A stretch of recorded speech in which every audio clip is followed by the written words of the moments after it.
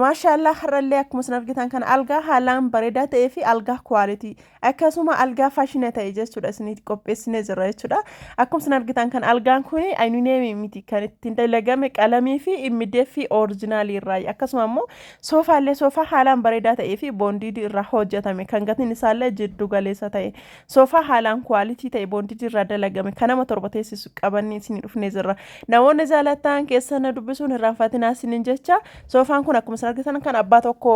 abbaa sadii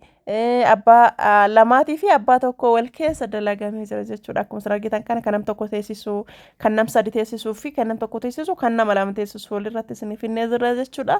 namoonni jaalatan keessan dubbisuun irraanfatinaa viidiyoo kee kan hanga xumuraatti laayik godha moroonni matinaan ta'an saabskiraayib godha assalamu alaykum warahmatullahi wabarakatuh ashamarka fuune jaalatamtoota fi kabajamtoota hordoftoota Zulaa'im Show zirra jirtu bakka jirtanitti nagaaf kabajaan keenya kan onne qulqulluu irraa madda isin bira haaziraatu jecha wayyaanni irraa miti walirraa baannee jirra kaleessa walittiin dhufnee viidiyoodhaan maaliif akka isiniif dhufuu dhabeellee paartii ta'an irratti isiniif dhiyeessa jechuudha yeroo hundumaayyuu oolmaa kiyya gad isiniif hin dhiisu amma boru jechuudha paartii ta'an viidiyoo ajaa'ibaa qabadhee isinii dhufa inshallah rabbi jedhe akkasuma gara hojii keenyatti yoo deebine soofaa haalaan bareedaa ta'ee fi algaa quality qabadhee isinii dhufeera soofaan kun kan nam tokko teessisutu jira akkuma isin argitan kana inni kun nam tokko teessisa jechuudha inni karaan dalagame boondii irraa dalagame kararii isin barbaadan isiniif dalagame obboleettiin ta'e kararii kana jaalate kararii kanaan dalaginee fi akkaataan diizaayinii isaa miilaalaa namatti tolu gatiin isaallee jiddu galeessa ka isinillee hin miine ka isinittillee ol hin baane akkasuma jiddu galeessa jechuudha bakka jiddu galeessaatti jechuudha gatii isaa isiniif hima isinillee hanga xumuraa warroonni maatinaaf hin taane saabskiraayib gochuun maatinaaf ta'a warroonni maatinaaf taatan hiriyoota keessaniif sheer godha akkasuma laayikii tuquun irraanfatinaa isinin jedha hordoftoota kiyya zamoona kana viidiyoo adda addaa qabadhee isin dhufaa jirallee inni beektanii maashaallah irratti yoo na jajjabeessitanii wantoota akkasii wantoota garaagara wanta duraan hin baratamin wanta duraan isin hin finne wantoota hedduu jechuudha wanni ani isin hin fidu inshallah rabbiin haa gargaaru isinillee du'aayinaaf godha akkasuma warroonni maatinaaf hin taane subscribe gocha maatinaaf ta'a na jajjabeessaa isinin jedha hordoftoota kiyya soofaa kiyyatti deebine immoo soofaan kun soofaa boondii irraa dalagame mukni irraa dalagamillee muka waanzaadha maashaallah qulqullina bareedaa qaba mana kiyya keessa oomishee isiniif baase jechuudha isa kanaanu jalqaba dursitanii isa kanaan na jajjabeessuu qabdan jechuudha dandeettii kiyya isin agarsiisaa jira jechuudha ka danda'u rabbumaa hanga rabbi waan haa xiqqaatullee dandeettii rabbiin naa kennee fi akkasuma ogummaa kenna jechuudha isa kana soofaa kana ofii kenna of bira oomishnee baasnee haalaan bareedaa gatiin isaa birrii 70 jechuudha namoonni ichi barbaadan itti dhiyaadhaa isinin jedha ittaansee algaadha algaan kun meetira 150 algaa haalaan bareedaa ta'ee fi algaa quality ta'ee jechuudha algaan kun algaa bareedduudha akkuma argitan kana kun komodiinoodha as biratti jechuudha asirra hagasii kakaasu komodiinoodha komodiinoon isa masaabaa tokkoo fi akkasuma balbala tokko qaba jechuudha komodiinoon lachuuyyuu akka tokkotti dalagame istaayiliin isaa tokkocha baay'ee bareeda jechuudha akkuma isin argitan kana maashaallaadha istaayilii isin barbaadanii fi diizaayinii isin barbaadanii isin hojjanna namoonni filannoo irratti isin dhibe ammoo keessaayyuu nu dubbistanii akka ajaa'ibaatitti isin mari'achiifne isin filachiisna jechuudha wantoota jiru hundaa isin hubachiisaa warroonni maatii kiyya taatan keessaa warri nu dubbistan ni beektanii maashaallah gammachuudhaan na biraa deemtanii ammallee rabbi akkanumatti waliin itti nu haafufsiisuu isin jechuu barbaada gara hojii kiyyatti deebine ammoo algaan kun asiyyoo laaltame aynuneemiin fakkaatu miti qalamiin akkana faagoonne dalagnee jirra ogeessa baay'ee gaarii ta'ee fi ogeessa cimaadhaan akkana dalagnee oomishne baasne mideeffirraa yoo dubbanne ammoo hoomata akka wanti irraa dubbadhu hin jiru isinuu argaa jirtanii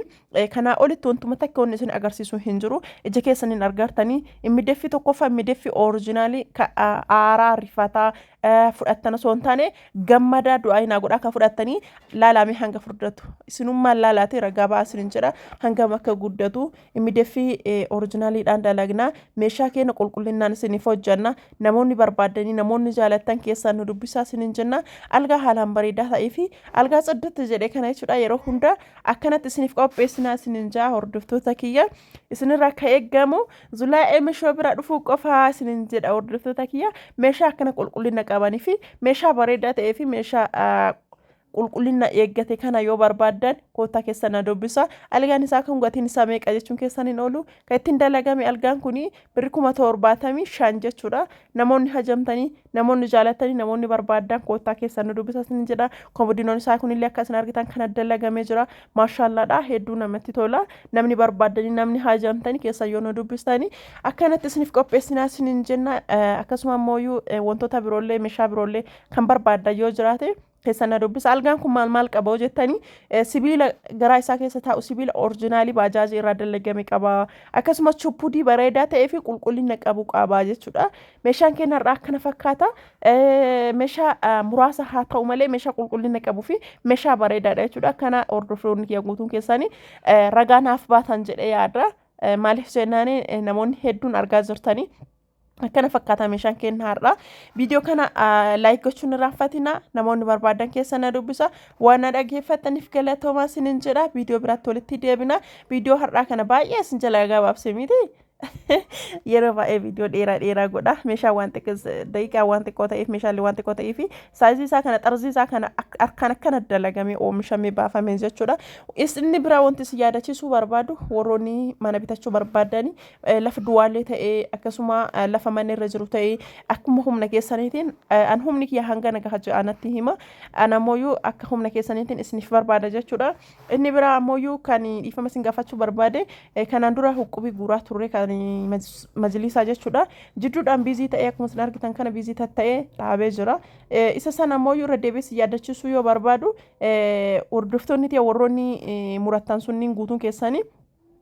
jidduudhaan babbadee jira. Itti hafuuf numoo birri keessan isin adeemsu wajjichuu barbaada as biratti jechuudha. Maaliif ennaan anillee akka balee biizii ta'aa jira. Akkasuma warroonni haa muramu jettanii dafaati muradhaa guutaa isin jedha. Inshaallah ga danda'eeni TikTok irratti illee liivii hin seennaa wajjin hanga boruutti na eegaa.